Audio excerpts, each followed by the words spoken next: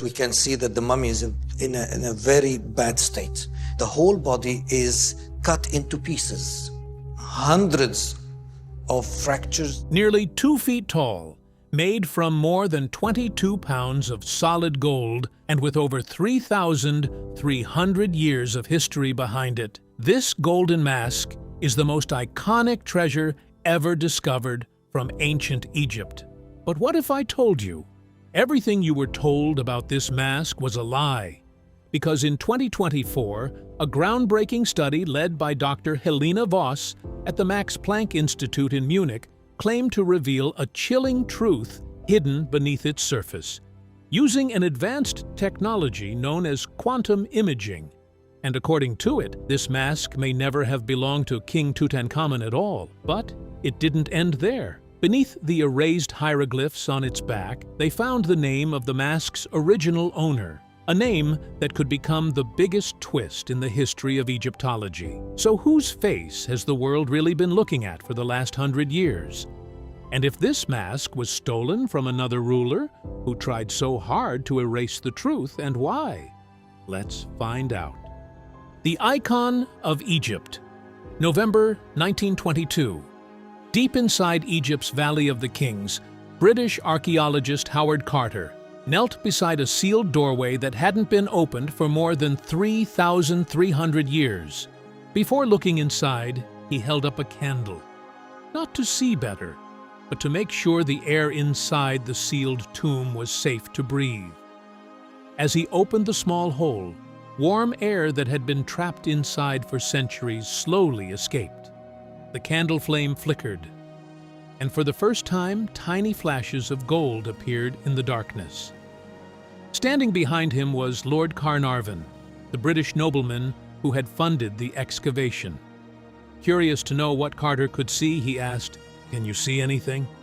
Carter looked through the opening for a few seconds before quietly replying, "Yes, wonderful things." He couldn't have known it then, but he had just uncovered what many still call the greatest archaeological discovery in history: the Golden Death Mask.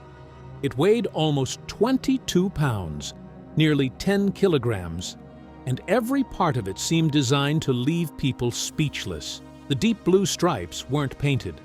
They were made from lapis lazuli brought from what is now Afghanistan, thousands of kilometers away. The eyes, crafted from white quartz and black obsidian, looked almost alive.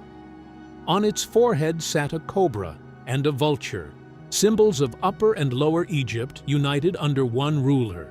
But this mask didn't become famous just because it was beautiful. When Carter and his team examined the hieroglyphs carved on the back of the mask, they revealed the identity of the king it had been made for: Tutankhamun. In that moment, this wasn't just another ancient treasure anymore. It became one of the greatest archaeological discoveries in Egyptian history. And to understand why, we need to look back at the history itself. Tutankhamun wasn't actually one of Egypt's greatest or most famous pharaohs.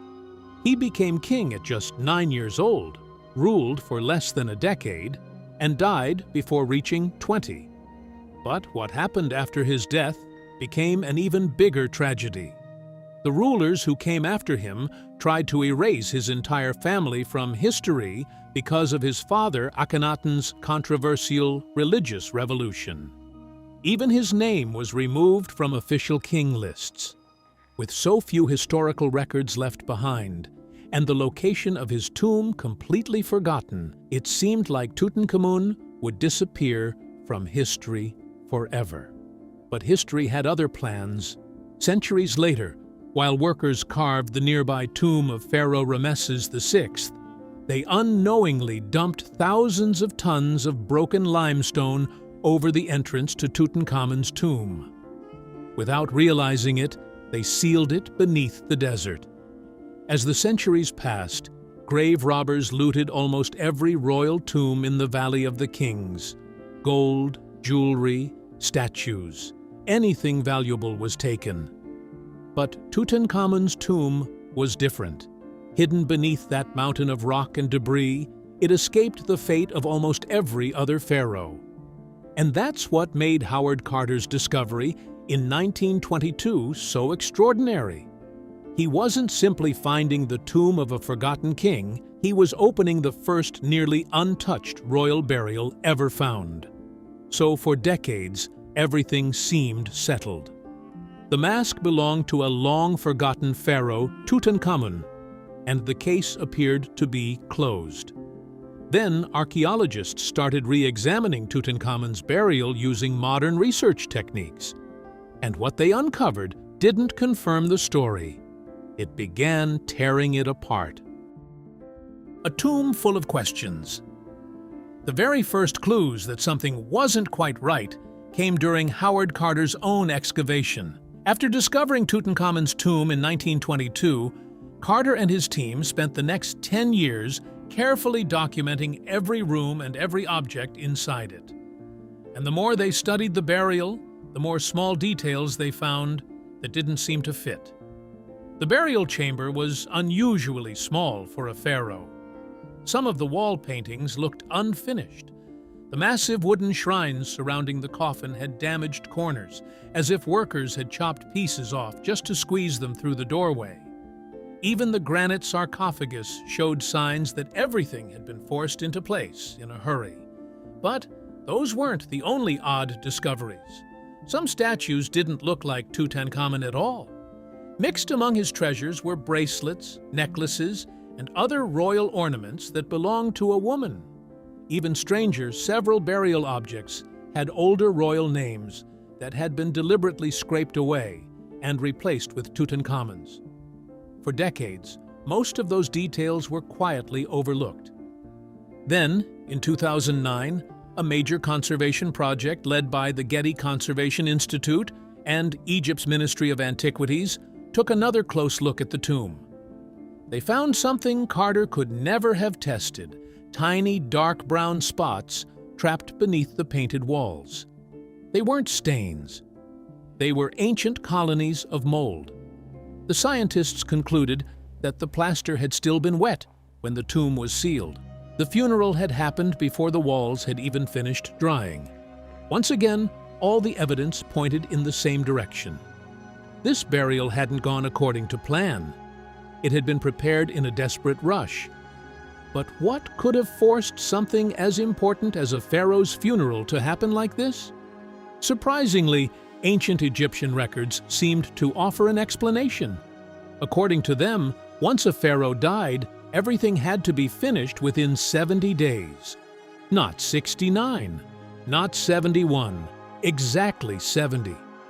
His body had to be mummified, his tomb had to be prepared, his burial treasures had to be completed, and the entire royal funeral had to take place before that deadline. But it wasn't just a theory.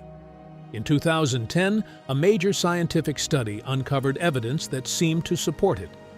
That year, the King Tutankhamun Family Project published its findings in the Journal of the American Medical Association.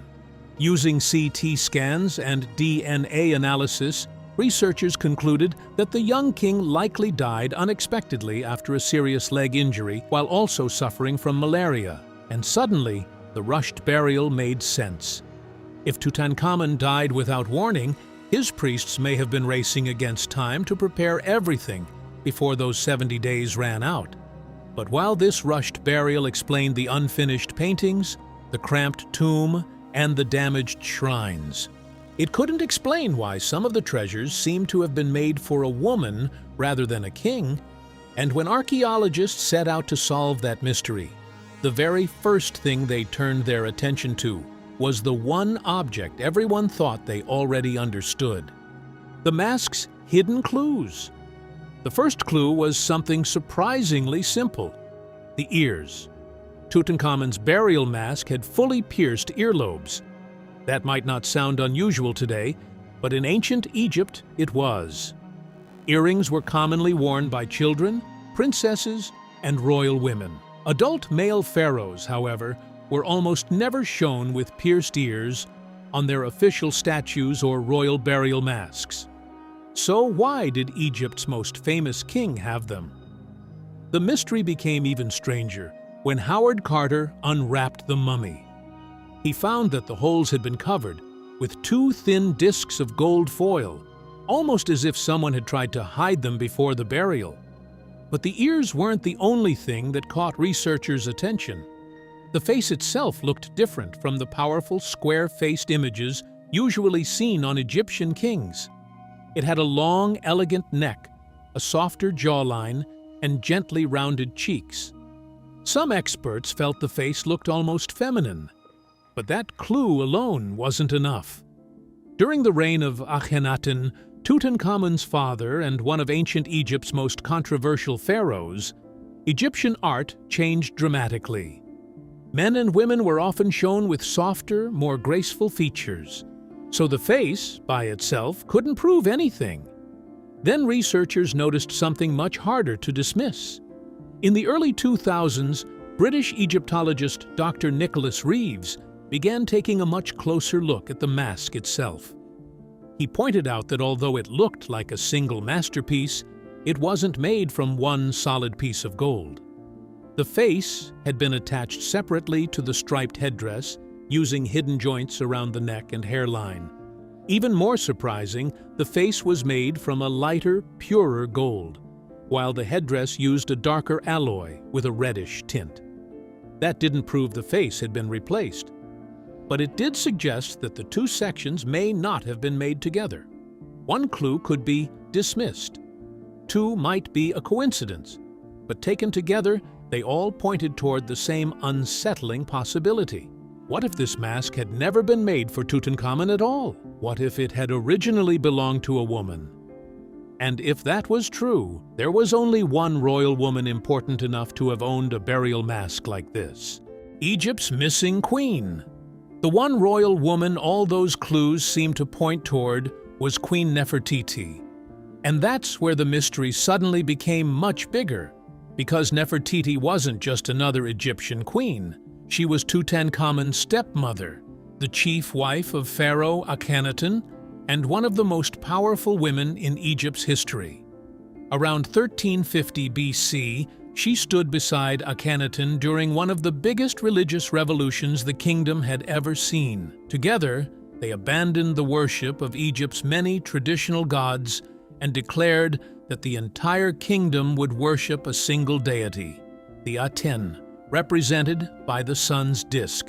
But Nefertiti wasn't simply standing beside the king. Ancient carvings show her wearing the royal blue war crown, driving her own chariot, and even striking Egypt's enemies, scenes normally reserved for a reigning pharaoh. To many historians, she wasn't just a queen. She had become one of Egypt's rulers. Then, something even stranger happened. After Akhenaten's final years, many Egyptologists believe Nefertiti ruled under a new royal name, Ankheperure Nefer-Neferuaten. Then, almost without a trace, she disappeared. Her tomb has never been found. Her mummy has never been identified. And despite more than a century of excavations in the Valley of the Kings, the royal burial prepared for one of Egypt's most powerful rulers has never been discovered. That's why the theory surrounding Tutankhamun's mask became so unsettling. If Tutankhamun's own stepmother had already prepared a royal burial, if she died before the young king, and if Tutankhamun himself died suddenly with only 70 days to prepare his funeral, then reusing an unfinished royal mask no longer sounded impossible. It sounded disturbingly logical. But logic alone wasn't enough. Everything so far was based on physical clues. The pierced ears, the unusually feminine features, the different gold alloys, and the altered inscriptions. Together, they pointed in the same direction, but none of them could actually prove who the mask had originally been made for. But if the clues were so convincing, why couldn't scientists simply test the mask and settle the debate once and for all? Because that was never an option. The mask is an irreplaceable, priceless treasure, and to protect it, the Egyptian Ministry of Antiquities strictly forbids any invasive testing that could damage it. so the theory remained trapped in an academic deadlock. The one object that could finally reveal the truth was also the one object nobody was allowed to touch, until one unexpected accident inside the Egyptian museum changed everything. The accident that changed everything. August 2014.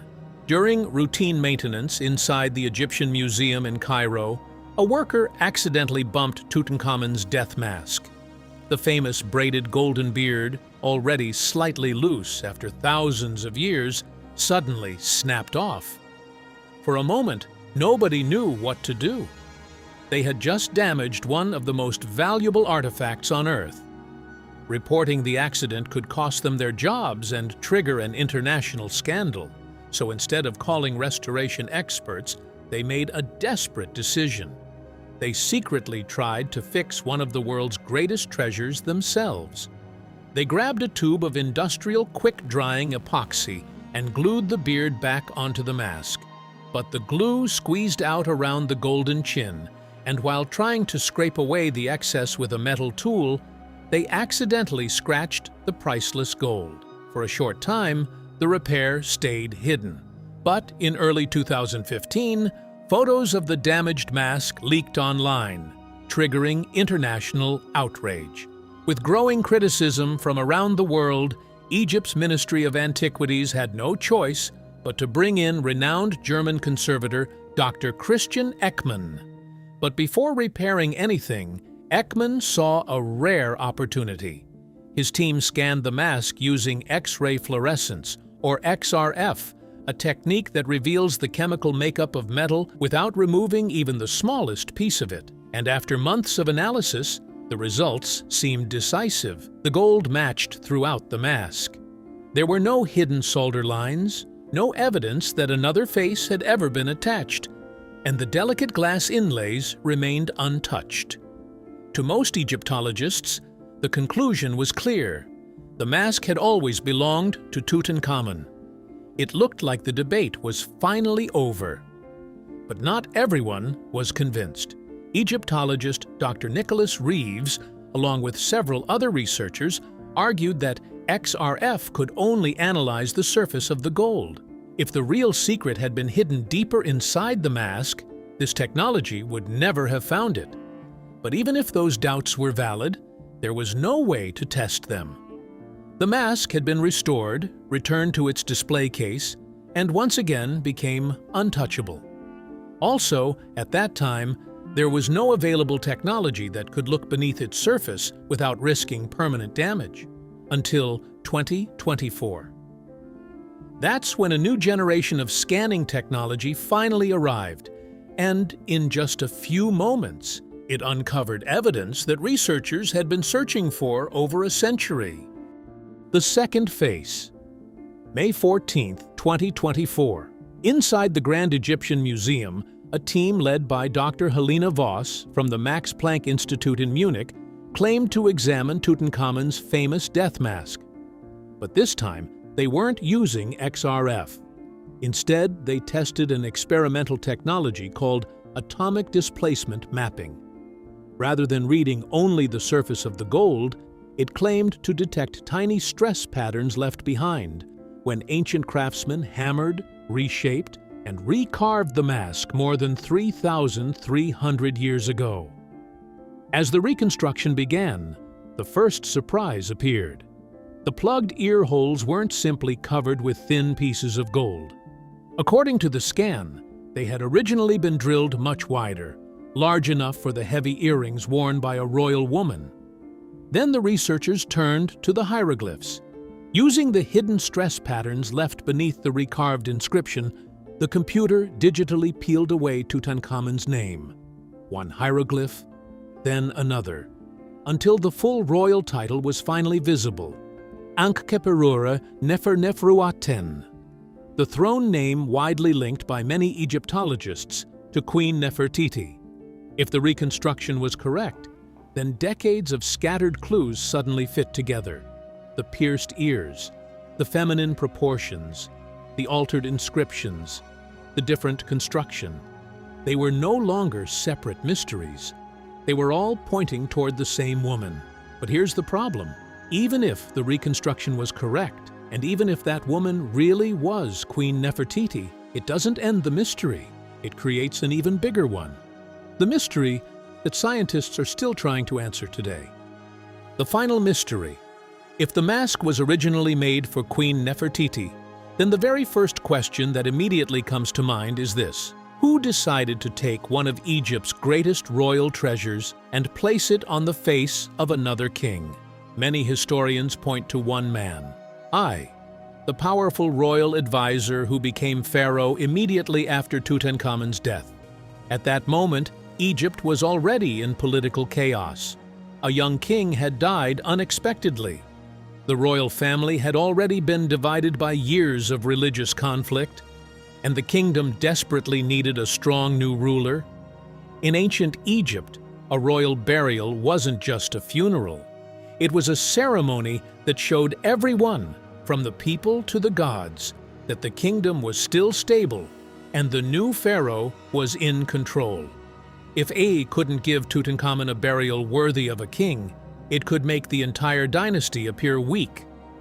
But there simply wasn't enough time to create a magnificent royal burial from scratch. So reusing the treasures of a forgotten ruler may have been the only way to preserve the illusion that everything was still under control. Now, this theory may be the most logical, because it connects almost every clue. But the moment we accept it as true, it creates a whole new list of questions that scientists still can't answer. Because if Nefertiti's burial mask was really reused, what happened to the rest of her burial treasures? Were they also taken from her tomb? And if so, where is that tomb today? Because even after more than 3,300 years, no one has ever found the tomb of Nefertiti. So, here we are.